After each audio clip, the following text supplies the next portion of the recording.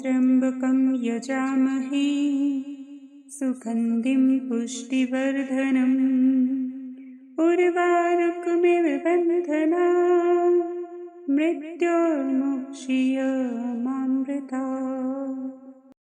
श्रावण महात्म्य में 9वां अध्याय।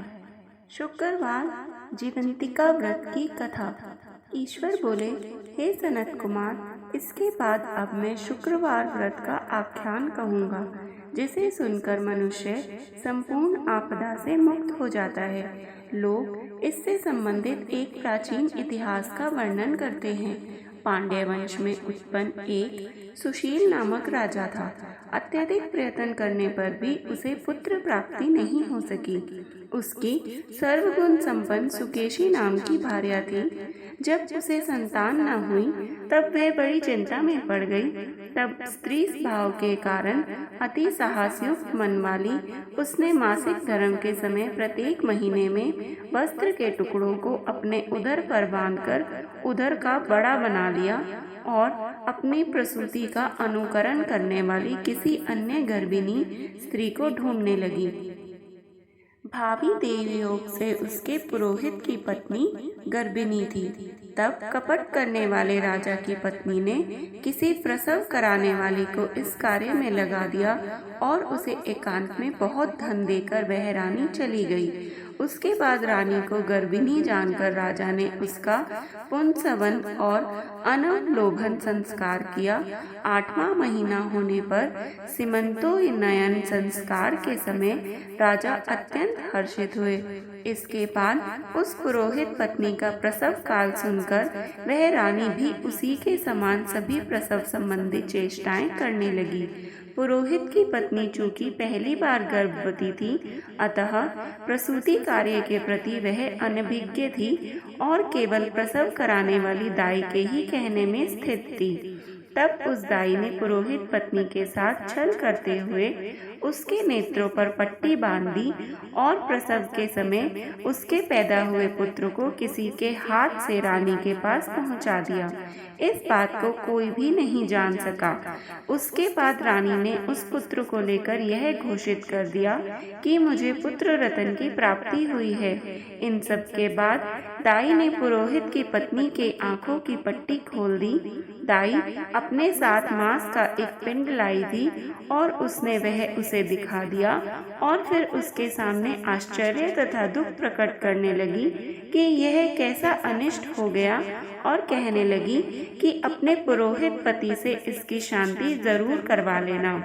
कहने लगी कि संतान नहीं हुई है, कोई बात नहीं, पर तुम जीवित हो, यह अच्छी बात है। इस पर पुरोहित पत्नी को अपने प्रसव के स्पर्श चिंतन से बहुत संदेह हुआ। ईश्वर बोले, राजा ने पुत्र जन्म का समाचार सुनकर जात कर्म संस्कार कराया और ब्राह्मणों को हाथी, घोड़े तथा रथ आदि प्रदान किए। राजा ने कारागार में पड़े सभी कैदियों को प्रसन्नता पूर्वक मुक्त करा दिया। उसके बाद राजा ने सूतक के अंत में नामकर्म तथा अन्य भी सभी संस्कार कर दिए। उन्होंने पुत्र का नाम प्रियव्रत रखा। हे सनत कुमार, श्रावण मास के आने पर पुरोहित की पत्नी ने शुक्रवार के दिन भक्ति पूर्वक देवी जीवंतिका का पूजन किया। दीवार पर अनेक बालकों सहित देवी जीवंतिका की मूर्ति लिखकर पुष्प तथा माला से उनकी पूजा करके गोधूम की पीठी के बनाए गए 5 दीपक उनके सम्मुख उसने जलाए और स्वयं भी गोधूम का चूर्ण भक्षण किया और उनकी मूर्ति पर चावल फेंका और कहा, हे जीवंती, हे करुणार्णवे, जहाँ भी मेरा पुत्र विद्यमान हो आप उसकी रक्षा करना। यह प्रार्थना करके उसने कथा सुनकर यथाविधि नमस्कार किया। तब जीवंतिका की कृपा से वह बालक दीर्घायु हो गया और वे देवी उसकी माता की भक्ति के श्रद्धा भक्ति के कारण दिन रात उस बालक की रक्षा करने लगी। इस प्रकार कुछ समय बीतने पर राजा की मृत्यु हो गई। तब पितृभक्त उनके पुत्र ने उनकी पारलौकिक क्रिया संपन्न की। इसके बाद मंत्रियों तथा पुरोहितों ने प्रियव्रत को राज्य पर अभिषिक्त किया और कुछ वर्षों तक प्रजा का पालन करके तथा राज्य भोग कर वह पितरों के ऋण से मुक्ति के लिए गया जाने की तैयारी करने लगा। राज्य का भार वृद्ध मंत्रियों पर भक्ति पूर्वक सौंपकर और स्वयं के राजा होने का भाव त्याग कर उसने कार्पटिक का भेष धारण किया और गया के लिए प्रस्थान किया। मार्ग में किसी नगर में किसी गृहस्थ के घर में उन्होंने निवास किया। उस समय उस गृहस्थ की पत्नी को प्रसव हुआ था। इसके पहले षष्ठी देवी ने उसके 5 पुत्रों को उत्पन्न होने के 5वें दिन मार दिया था। यह राजा भी उस समय 5वें दिन ही वहां गया हुआ था। रात में राजा के सो जाने पर उस बच्चे को ले जाने के लिए षष्ठी देवी आई। जीवंतिका देवी ने उस षष्ठी देवी को यह कहकर रोक दिया कि राजा को लांग कर मत जाओ। तब जीवंतिका के रोकने पर वह षष्ठी जैसी आई थी वैसे ही चली गई।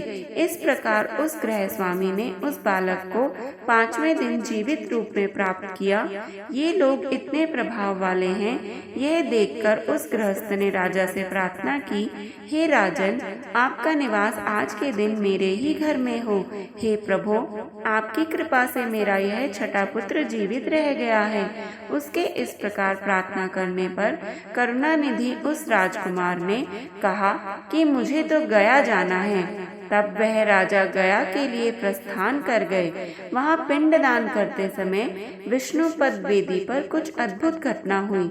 उस पिंड को ग्रहण करने के लिए 2 हाथ निकल कर आए।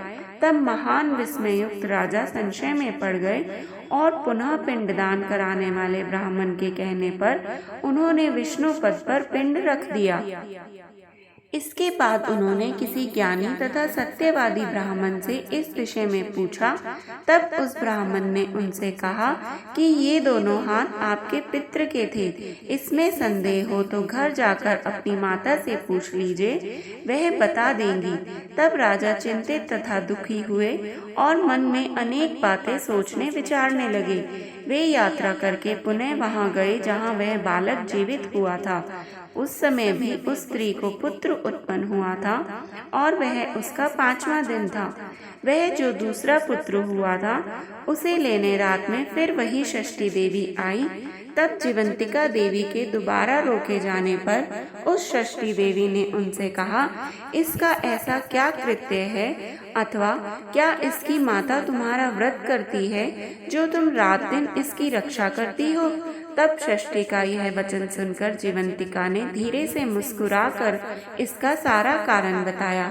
उस समय राजा शयन का बहाना बनाकर वास्तविकता जानने के लिए जाग रहा था। अतः उन्होंने जीवंती और षष्ठी दोनों की बातचीत सुन ली। जीवंतिका ने कहा, हे षष्ठी, श्रावण मास के में शुक्रवार को इसकी माता मेरी पूजन में रत रहती है और व्रत के संपूर्ण नियम का पालन करती है। वह सब मैं आपको बताती हूँ। वह हरे रंग का वस्त्र तथा कंचुकी नहीं पहनती और हाथ में उस रंग की चूड़ी भी नहीं धारण करती। वह चावल के धोने के जल को कभी नहीं लांघती, हरे पत्तों के मंडप के नीचे नहीं जाती और हरे वर्ण का होने के कारण करेले का शाक भी वह नहीं खाती है। यह सब वह मेरी प्रसन्नता के लिए करती है, अतः मैं उसके पुत्र को किसी को मारने नहीं दूंगी। यह सब सुनकर राजा प्रियव्रत अपने नगर को चले गए। उनके देश के सभी नागरिक स्वागत के लिए आए। तब राजा ने अपनी माता से पूछा, हे माता, क्या तुम जीवंतिका देवी का व्रत करती हो? इस पर उन्होंने कहा कि मैं तो इस व्रत को जानती भी नहीं हूँ। उसके बाद राजा ने गया यात्रा का समुचित फल प्राप्त करने के लिए ब्राह्मणों तथा सुवासिनी स्त्रियों को भोजन कराने की इच्छा से उन्हें निमंत्रित किया और व्रत की परीक्षा लेने के लिए सुवासिनियों को वस्त्र, कंचुकी तथा कंकण भेजकर कहलाया कि आप सभी को भोजन के लिए राजभवन में आना है। तब पुरोहित की पत्नी ने दूत से कहा कि मैं हरे रंग की कोई भी वस्तु कभी ग्रहण नहीं करती हूँ। राजा के पास आकर दूत ने उसके द्वारा कही गई बात राजा को बता दी। तब राजा ने उसके लिए सभी रक्त वर्ण के शुभ परिधान भेजे। वह सब धारण करके वह पुरोहित पत्नी भी राजभवन में आई।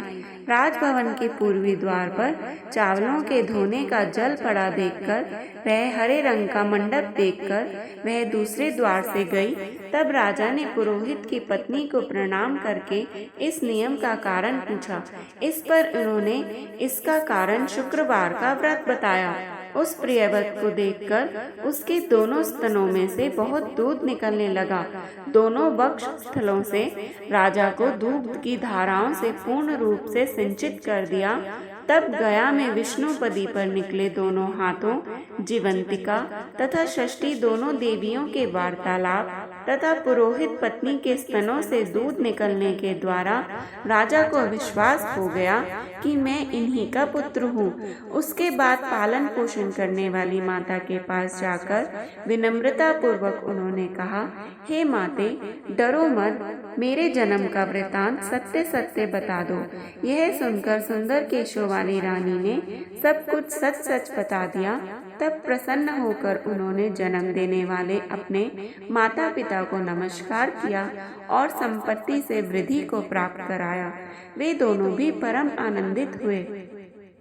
एक दिन राजा प्रियव्रत ने रात में देवी जीवंतिका से प्रार्थना की, हे जीवंतिका देवी, मेरे पिता तो ये हैं, तो फिर गया में वे दोनों हाथ कैसे निकल आए थे? तब देवी ने स्वप्न में आकर संशय का नाश करने वाला वाक्य कहा, हे प्रियव्रत, मैंने तुम्हें विश्वास देने के लिए ही यह माया की थी, इसमें संदेह नहीं है। हे सनत कुमार, यह सब मैंने आपको बता दिया। श्रावण मास में शुक्रवार के दिन इस व्रत का अनुष्ठान करके मनुष्य सभी मनोरथों को प्राप्त कर लेता है। इस प्रकार श्री स्कंद पुराण के अंतर्गत ईश्वर सनत कुमार संवाद में श्रावण महात्म्य में शुक्रवार जीवंतिका व्रत कथन नामक 9वां अध्याय पूर्ण हुआ। हर हर महादेव।